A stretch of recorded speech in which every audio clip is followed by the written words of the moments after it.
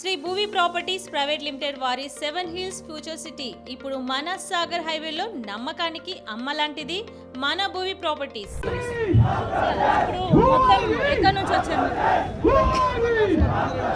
మేము హైదరాబాదేనండి.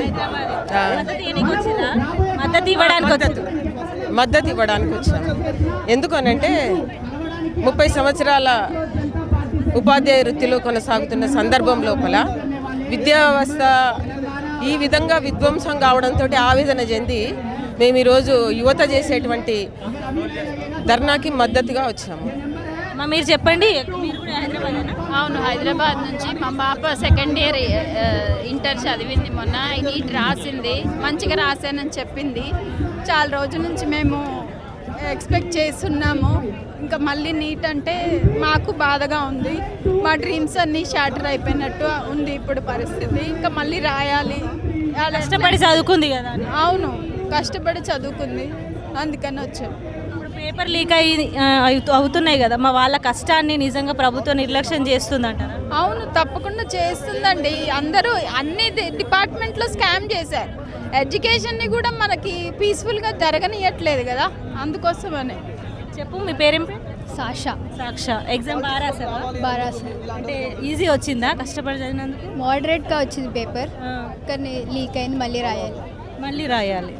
సో ఇట్లా గవర్నమెంట్కి ఏం చెప్పాలనుకుంటున్నాను? To fix the education system and make sure the talent of the student remains and the talent does not get wasted. చెల్లె కష్టపడి చదువుకొని రాసిందంట, మరి అలా అన్ని కళలు అయిపోయినట్టే కదా, మరి ఇట్లా చేస్తే ఎట్లా అని చెప్పేసి ఇప్పుడు ధర్మేంద్ర ప్రధాన్ని రాజీనామా చేయాలని అంటున్నారు. మీరు కూడా అదే మద్దతు ఇస్తున్నారు? రాజీనామా చేయాలి ధర్మేంద్ర ప్రధాన్, ఎందుకంటే ఎడ్యుకేషన్ సిస్టమ్కి ఒక వాల్యూ లేకుండా అయిపోయింది. ఆయన ఉన్నంత వరకు అన్ని పేపర్లు లీకే, అంటే మేనేజ్మెంట్ సిస్టమ్ చక్కగా లేదు. పిల్లల్ని ఒక టెర్రరిస్టులుగా అసలు చెప్పులకి పెట్టుకోవద్దు, చెప్పులు వేసుకోవద్దు, డ్రెస్ ఇట్లా ఉండాలని అన్ని రూల్స్ పెట్టిన వాళ్ళు లోపల సిస్టంలో చక్కగా లేనప్పుడు ఏం చేస్తారు? అది సిస్టమ్ చక్కగా పెట్టుకొని అప్పుడు పేపర్ ఏంది ఎట్లా ఇవ్వాలనేది వాళ్ళు ఆలోచించాలి. పిల్లల్ని కదా పరేషాన్ చేశారు వాళ్ళు. మళ్ళీ ఎగ్జామ్ రాయాలి అని అంటే ఇప్పుడు ఎంత కష్టపడాల్సి వస్తుంది? ఎన్ని డేస్ నుంచి చదువుకున్నావు అని స్ట్రగుల్ ఎలా కష్టపడాల్సి వస్తుంది? మళ్ళీ ఇంకో వన్ వీక్లో ఎగ్జామ్ ఉంది. చేసిన 2 years కష్టం అంతా మళ్ళీ ఒక 1 month మళ్ళీ చేసిన పన్నీర్ అయిపోయింది, చేసిన కష్టం అంతా. ఇప్పుడు మళ్ళీ 1 monthలో మళ్ళీ రాస్తావు కదా ఎగ్జాము? 1 వీక్లో రాస్తుంది మళ్ళీ ఎగ్జాము. మళ్ళీ లీక్ చేస్తారా? లీక్ అయితే మళ్ళీ ఎట్లా సిచ్యువేషన్? లీక్ అయితే ఇంకేం చేయలేము. సో ఇట్లా ఉంది పరిస్థితి. మొత్తానికి పేపర్ లీకేజ్ వల్ల చాలామంది ఇబ్బంది పడుతున్నారు. నిజంగా తెలంగాణ గవర్నమెంట్ ప్రజల నాయకులు మోడీ గారికి నిజంగా సిగ్గు తెచ్చుకోవాలి.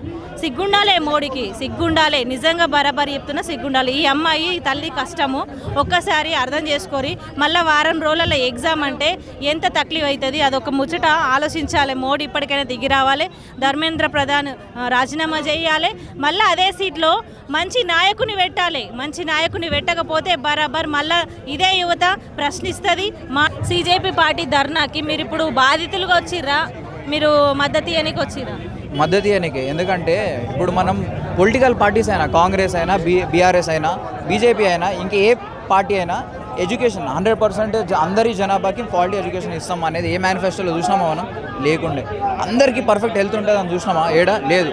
అంటే అదే ఒక సెంట్రల్ పాయింట్ ఆఫ్ డిస్కషన్ లేదు. జనాల అవగాహన లేదు, మీడియా హౌసెస్ వాటిపైన చర్చించట్లేదు, ఎడ్యుకేషన్ ఇష్యూ పైన పొలిటికల్ అట్లా చేయట్లేదు కదా, జనాలే పట్టించుకోవట్లేదు. ఇంకా మేమెందుకు మా మేనిఫెస్టోలో పెట్టుకోవాలనేది పొలిటికల్ పార్టీస్ అనుకుంటాయి. ఎందుకంటే ఇప్పుడు జనాలు మాకు ఫ్రీ బియ్యం కావాలని అని కోరిక ఉందనుకో, దాన్నే మేనిఫెస్టోలో పెట్టుకుంటారు. సో జనాల కోరికలను వాళ్ళు మేనిఫెస్టోలో పెడుతున్నారు. మా ఉద్దేశం ఏంటంటే జనాలు ఎడ్యుకేషన్ గురించి ఆలోచిస్తే అప్పుడు పొలిటికల్ పార్టీస్ కూడా వాటిని ప్రియారిటైజ్ చేసుకుంటాయి. CJP అలాంటి ఒక విషయం పట్టుకుంది కాబట్టి నేను వాలంటీర్ వచ్చి సపోర్ట్ చేస్తున్నా CJPకి. ఎందుకంటే నీట్ ఏదైతే ఇష్యూ పేపర్ లీక్ అయ్యిందో స్టూడెంట్స్కి చాలా బాధపడుతున్నారు. ఒకసారి ఎగ్జామ్ రాయడమే చాలా కష్టపడి రాస్తారు, 2-3 సార్లు రాయడం ఈజీ కాదు. ఇంత జరుగుతుంది. ధర్మేంద్ర ప్రధాన్ గారిని రాజీనామా చేస్తారంటారా? ఒకవేళ చేయకపోతే మీరు ఎట్లా ఏ ఉద్యమిస్తారు మీరు? సో అది CJP ఇంకా ముందర నిర్ణయం తీసుకుంటుంది ఏం చేయకపోతే అని. కానీ చేయాలి అని ఎందుకు అంటున్నాం అంటే అది ఒక అకౌంటబిలిటీకి నిదర్శనం కదా. అది చేస్తే ఏమవుతుంది అంటే ఇంకొకసారి చేయడానికి భయపడతారు. కానీ ఇది లాంగ్ టర్మ్ సొల్యూషన్ కాదు. ఇది చేయాలని మేము చాలా బలంగా కోరుకుంటున్నాం. ఇది అవుతుంది.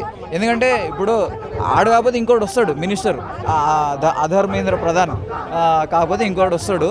కాకపోతే అది ఫిక్స్ అవ్వాలి అని అనుకుంటే ఇప్పుడు ఇంకోటి మారాలి. ఇప్పుడు ఎడ్యుకేషన్ మినిస్టర్ మారాలి, కానీ లాంగ్ టర్మ్ ఫిక్స్ ఏంటంటే అందరికీ మంచి ఎడ్యుకేషన్ ఉండాలి, స్కూళ్ళు పెరగాలి, గవర్నమెంట్ స్కూల్ పెరగాలి అని. నేను అసలు ఇక్కడ జరుగుతున్నటువంటి ఉద్యమం చూడడానికి వచ్చామండి. ఏ పార్టీకి ఇప్పుడు అయితే మేమేం మద్దతు ఇవ్వడానికి రాలేదు.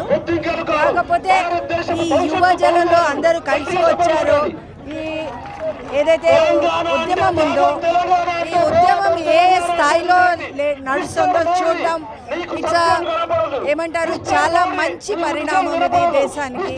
అంటే అది పార్టీ తర్వాత ఏమవుతుంది అనేది మనం చెప్పలేము. కాకపోతే ఇంతమంది యువత రోడ్డు మీదకి రావడం అనేది చాలా చాలా అభినందనీయమైన విషయము. Hats off to